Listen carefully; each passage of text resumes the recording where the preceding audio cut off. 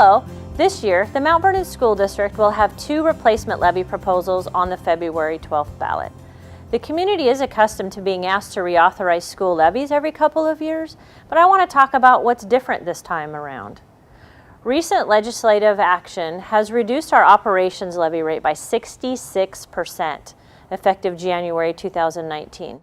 This brings long overdue tax relief to our taxpayers.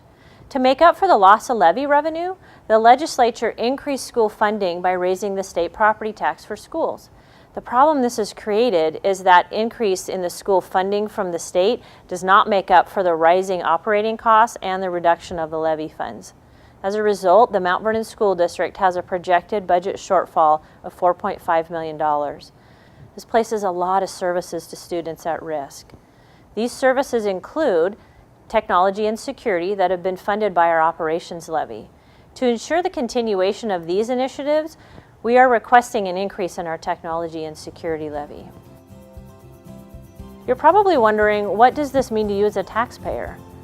Currently, taxpayers are paying $3.93 per $1,000 of assessed value for our operations levy and 49 cents for our technology and security levy.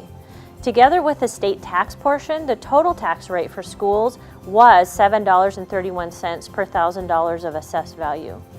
Our proposed replacement operations levy asks voters to approve a decrease of $2.43, and our technology and security levy asks voters to approve an increase of 52 cents.